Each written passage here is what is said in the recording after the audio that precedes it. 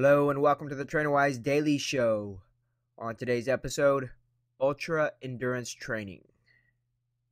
Show me a good time. Oh yeah. Show me a good time.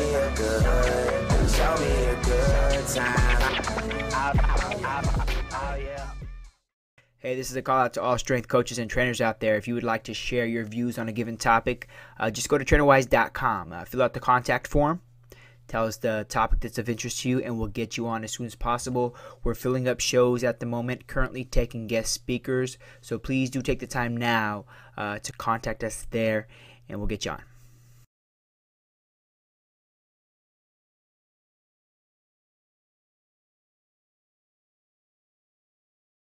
We have Tom Seabourne, PhD exercise science, tons of articles, tons of books.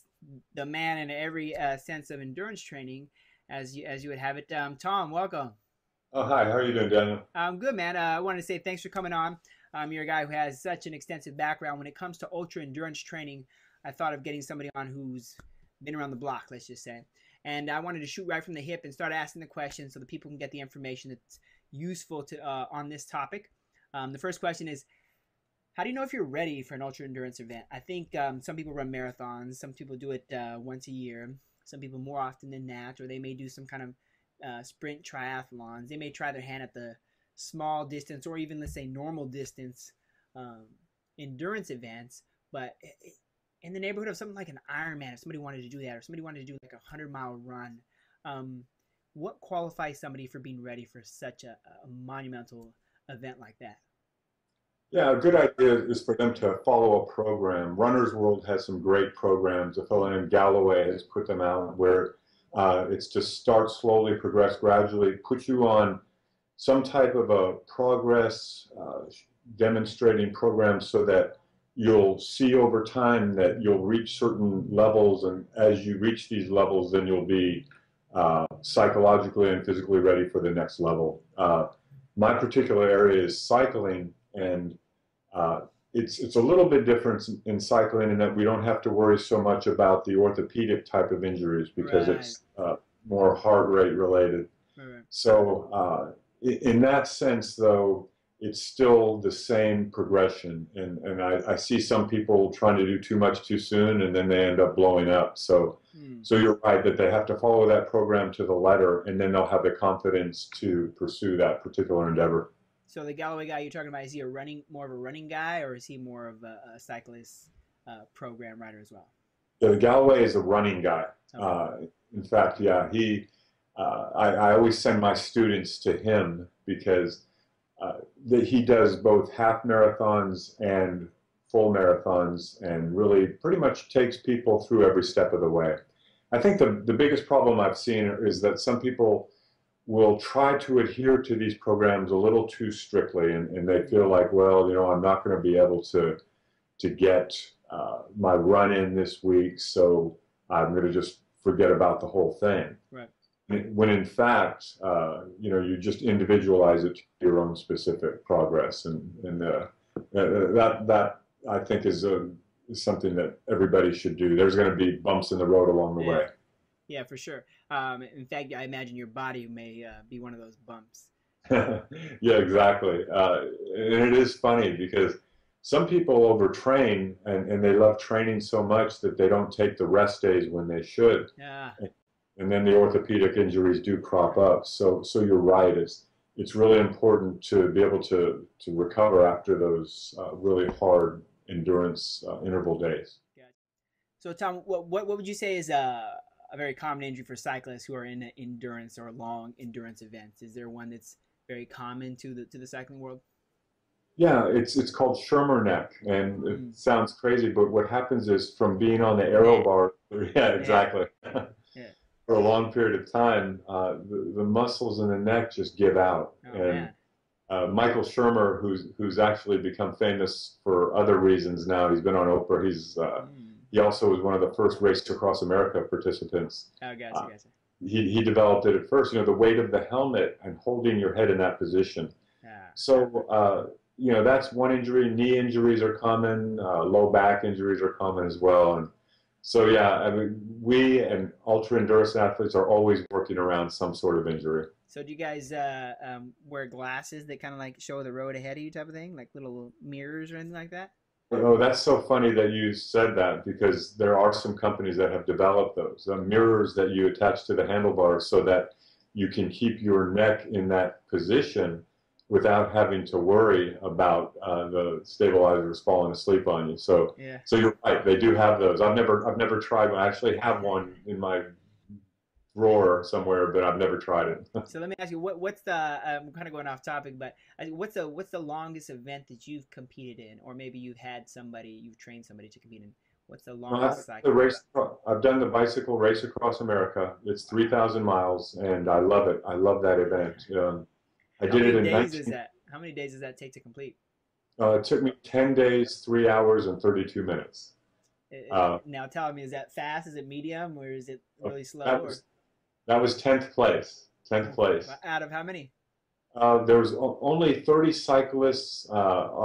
They only usually allow about 30 because in order to get into the race, that's the difficult part. You have to qualify. But I'd say the race that I can remember as being the most arduous race was actually, it was called the Iron Butt, and it's a 24-hour race in Oklahoma City where it's no drafting allowed. And I had one of those amazing peak experiences where I rode 24 hours without stopping. I had no problems, no flat tires, nothing, and rode 458 miles. And that record still stands. But Daniel, the reason it was a peak experience, I was listening to my favorite music the whole time. There wasn't a moment where I wasn't focused. And then, but I paid the price for 3 days. I was sick as a dog. Oh man, hold on. So Tom, if somebody's been into the sport for a while, when could they expect to peak? Is this like 20-year-olds, 30-year-olds, 40-year-olds? At what age is the average person involved in an ultra endurance event, like an Ironman or a 100-mile run, 100-mile cycling, start to peak in their career? Yeah, the older the better. I mean, up to a certain age. A lot of old fogies like me enjoy this. We're out there. We don't mind the long training. We're kind of adapted to going at a slower pace for longer periods of time. We're not like the young kids that need to just sprint and be over with. We don't mind putting in the time. So with that in mind, what I've recently developed is a book called The Complete Idiot's Guide to Quick Total Body Workouts. Yeah. Where a person can train for very short periods, but high levels, so that they're training for maybe 15 minutes, but they're doing what's called interval training, so that it's almost like going up a hill and down a hill like this. And then eventually they're training where it's up a mountain and then down the hill and then recover and then up the mountain again. Right. So they're increasing both their anaerobic and aerobic power. They're increasing that type 2B fiber, the power fibers. Right. The type 2A intermediate fibers are actually changing over to whatever type of training they're doing. So they're becoming more fit. And as they're becoming more fit cardiovascularly and developing the right fiber types, then their performance is going to be enhanced, whether it's for ultra endurance or for basketball on a playground. So gotcha. So in the book, there's like you're saying there's like a program where you can start for 15 minutes and then it progresses to longer intervals. Like let's say if I'm in week 1, but then I get to like week 12. By the time I get to week 12, will my intervals be longer on my short days? Will they be longer than a 15-minute period? Great point. What we try to do is get people to start slowly, progress gradually, so that maybe they're not going to spend more time in the interval, but their intensity will increase. Gotcha. And the workouts are at home, in the office, or in the gym, so that wherever people are, they can find a way to work out. Like right now, Daniel, I'm sitting on a ball, and Are you? I have a bike right over here. There's my bike. Gotcha. And then there's that traveling trophy I was talking about with the iron booty. Yeah. So there's a book so far, but yeah, Daniel, what I think with only 15% of Americans working out, and it's the same 15 that are riding the bike and lifting weights and running. I know. we've got to find a way to get people involved in activity and keep them involved. Yeah. And, you know, the ultra distance, people don't start riding 3,000 miles. They'll start with maybe a 100-mile century, and then they'll try a 200, and then maybe the Spenko 500, which is a 500-mile ride. And then, sure enough, they're hooked on that endorphin high. And that's where I think as long as we can keep our clients injury-free, Yeah. and you know, and keep them tapping into those endorphins and that the good feeling that they're having while they're training, then they will be hooked on these ultra distance type events. Yeah, I think it's that. I think there's definitely an addictive element. Well, not just physical, but like mental, where the point where the notion of accomplishment. I remember I was talking smack to one of my clients about her doing a century ride, and I had never ridden more than, I don't know, 6 miles at this point. And I was just thinking, yeah, that's not a workout. And then 3 days later, there I am on the bike. Like, she's like, oh yeah, come on, keep up. And I was riding, and I got a flat, and then they all left me, and they're drafting, and there I was with my iPod. And I probably told the story before, but the point is after I did it, it was funny. I wasn't sore. I actually felt really weak the next couple of days. My body definitely was not conditioned. I did no training, but it was fun. And like in my head, I'm like, I did a century ride. I wonder what I could do. Like if I did train, how far could I go? And it's kind of addicting. It does feel good to know that I've accomplished such a task. But no, you're right. You're right. In fact, recently I was on a TLC show where I was portrayed as being addicted to cycling, but I just love it. And it's a passion for me. And I recently set a Guinness World Record where I rode 185 hours straight on a stationary bike, and which translated into almost 4,000 miles. And then the way they portrayed this on the show was that they've calculated that I've ridden over 1 million miles so far. And I never thought about that, you know, since I'm riding sometimes indoors, sometimes outdoors, and I ride several hours a day, I find a way to get it into my schedule. Yeah. That I am addicted, but I'm addicted in a good way. I don't let my job fall apart. My family is still very important to me, and so you're right, though, Daniel, that a lot of ultra and distance people that are involved, whether it's running or it doesn't matter which one, it can be an addiction, and so folks have to watch out that they don't run through injuries, that they're not neglecting their jobs or their families.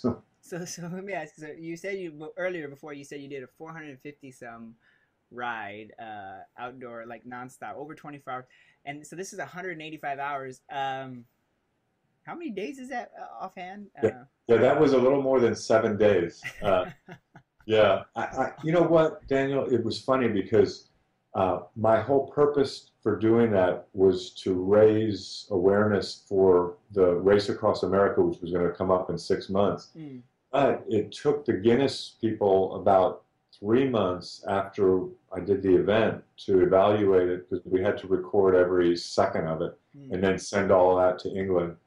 And so they didn't even get my results back before the Race Across America. So the timing was really bad. But the good news was that we developed an awareness in my community about trying to get people to start working out again, because like we discussed, it's amazing right now how few people are active. And if we can get people riding, walking, whatever, and get them to the point where, like you said, where, oh my gosh, I just did 100 miles on a bike, or I just walked around the block. I mean, it's a question of mastery. Once people feel confident and they feel like they've mastered something, they'll continue with that activity. Man, that's really cool. If people want to get your book, where's the place that they could pick it up? Yeah, the book's called The Complete Idiot's Guide to Quick Total Body Workouts.